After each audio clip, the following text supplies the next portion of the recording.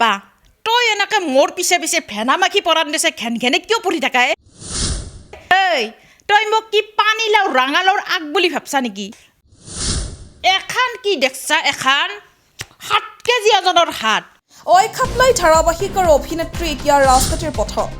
অভিনেত্ৰী চিমি বৰ্মন পঞ্চায়ত নিৰ্বাচনৰ বিজেপি জিলা পৰিষদৰ প্ৰাৰ্থী ঐখাপলাই ধাৰাবাহিকৰ অভিনেত্ৰী কেকৰীৰ চৰিত্ৰৰে সমগ্ৰ অসমবাসী ৰাইজৰ মৰম বুটলিবলৈ সক্ষম হোৱা চিমি বৰ্মনে বৰক্ষেত্ৰী বিধানসভা সমষ্টিৰ পশ্চিম বৰক্ষেত্ৰী ধৰ্মপুৰ জিলা পৰিষদৰ সদস্য হিচাপে প্ৰাৰ্থিত্ব পোৱা ধিয়ালচাবাসীৰ লগতে পশ্চিম বৰক্ষেত্ৰী আটাইকেইখন পঞ্চায়ততে বিজেপি কৰ্মীৰ মাজত আনন্দ উল্লাস দেখা পোৱা যায় ৰং চেনেলৰ যোগেদি সম্প্ৰচাৰিত হৈ থকা জনপ্ৰিয় ধাৰাবাহিক ঐখাপলাকাইত কেকৰীৰ চৰিত্ৰত অভিনয় কৰা চিমি বৰ্মনে সৰুৰে পৰাই সংগীত নৃত্যৰ জৰিয়তে ৰাইজৰ মাজত থাকি সম্প্ৰতি জনপ্ৰিয় হোৱা দেখিবলৈ পোৱা গৈছে জিলা পৰিষদৰ প্ৰাৰ্থীগৰাকীয়ে জনপ্ৰিয় সংলাপৰ জৰিয়তে হাঁহিৰ খোৰাক যোগোৱা দেখিবলৈ পোৱা গৈছে বৰক্ষেত্ৰী সমষ্টিৰ পশ্চিম বৰক্ষেত্ৰী ধৰ্মপুৰ সমষ্টিৰ বিজেপি জিলা পৰিষদৰ প্ৰাৰ্থী নমস্কাৰ মই চিমি ৰাণী মই ৩৮ নং বৰক্ষেত্ৰী বিধানসভা সমষ্টিৰ 11 নং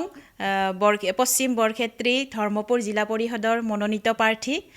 আপোনালোকৰ চেনেলৰ জৰিয়তে সমগ্ৰ অসমবাসী ৰাইজৰ পৰা মই আশীৰ্বাদ বিচাৰিছোঁ যাতে অনাগত দিনবোৰত মই আগবাঢ়ি যাব পাৰোঁ আপোনালোকে আশীৰ্বাদ কৰিব আৰু ৰাইজৰ হকে যাতে মই সেৱা আগবঢ়াই যাব পাৰোঁ আপোনালোকৰ পৰা এইটো আশা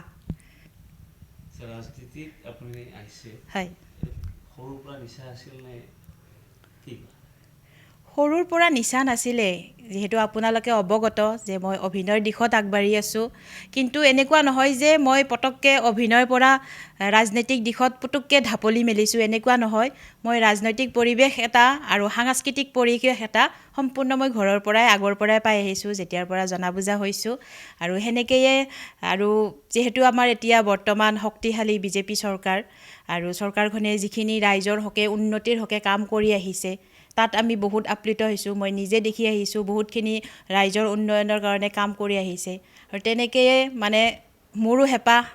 ৰাইজৰ হকে অকণমান কাম কৰোঁ তো সেনেকৈ মই ওলাই আহিছোঁ আৰু তেনেকৈ মোৰ মানে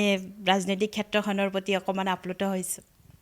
অভিনয়ৰ পৰা ৰাজনীতিলৈকে আহিলে গতিকে আপুনি সমান্তৰালভাৱে দুয়োটা বস্তু আগুৱাই দিব পাৰিবনে নিশ্চয় পাৰিম কিন্তু ৰাইজেই ৰজা মই যদি মই অনাগত দিনবোৰত এতিয়া নকওঁ অনাগত দিনবোৰত যদি মই আগবাঢ়ি যাব পাৰোঁ তেতিয়াহ'লে ৰাইজখন মোৰ সদায় আগত গতিকে ৰাইজৰ হকে মই সদায় প্ৰস্তুত থাকিম আৰু সদায় ৰাইজৰ কাম কৰিম তাৰ পিছতহে মই অভিনয়ৰ দিশত যাম কিন্তু অন্তৰত মোৰ অভিনয়ৰ প্ৰতি সেই নিচা শ্ৰদ্ধা থাকিবই আপোনাৰ অভিনয়ে সমগ্ৰ অসমৰবাসীৰ পৰা মৰম লৈ হয় হয় এনেকুৱা এটা যদি সংলাপ শুনিব পাৰোঁ হয় আৰু চেনেলৰ জৰিয়তে অসমবাসী ৰাইজক মই বহুত বহুত ধন্যবাদ দিছোঁ কাৰণ মই খুব সাধাৰণ ঘৰৰ ছোৱালী আৰু ইতিমধ্যে হয়তো আপোনালোকে ফেচবুকৰ জৰিয়তে গমেই পাইছে মোৰ এবছৰ হ'ল মা ঢুকুৱা মোৰ দেউতাও নাই তথাপি যেতিয়া মই আপোনালোকৰ মাজলৈ ওলাই যাওঁ যেতিয়া আপোনালোকে কয় যে কেকৰী তোমাৰ অভিনয় খুব ভাল লাগে আৰু আগবাঢ়ি যোৱা তেতিয়া মনত সাহস পাওঁ আৰু যিখিনি মনৰ দুখ বেদনা আছে নাইকিয়া হোৱা যেন লাগে আৰু আপোনালোকৰ কৃপাত আৰু এটা নতুন প্ৰচেষ্টাৰ ফালে আগবাঢ়িছোঁ আশীৰ্বাদ সেনেদৰে সেই কেকৰী হিচাপে মৰম দি যাব অভিনয় বুলি ক'লে মই এতিয়া বৰ্তমান চলি থকা মোৰ এটা ভাল লগা সংলাপ কৈছোঁ যিহেতু কেকৰী হিচাপে বেটাৰী ৰিক্সাৰ চালক হৈ এটা সংলাপ দিছিলে সেইটোকে কৈছোঁ বাৰু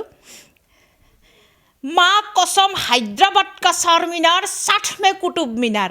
জিন্দগী একেবাৰে জাহান্নুম হৈ গৈছি ৰে ঐ মোৰ গাড়ীত উঠবা লাগলি উঠলি 20 নামলি 40 লেডিজ ফাৰ্ষ্ট এই যোনী আহা কাষ্টমাৰ লেডিজ ফাৰ্ষ্ট কেকৰীৰ গাড়ীত উঠলি কিন্তু 20 টকা উঠলি আৰু নামলি 40 টকা দিব লাগব হাপাৰ লগত জনপ্ৰিয় সংলাপ এটা আপোনাৰ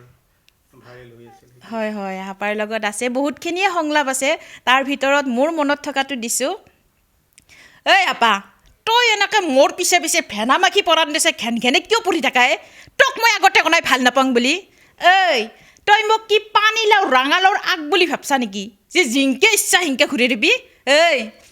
এখন কি দেখছা এখন 7 কেজি ওজনৰ হাত তোক মই এক ঘুচা মাৰিম তোৰ আমৰা গুটিহাৰ চকু দুটা খক্কা মাৰি বাহিৰ কৰি দিম ধন্যবাদ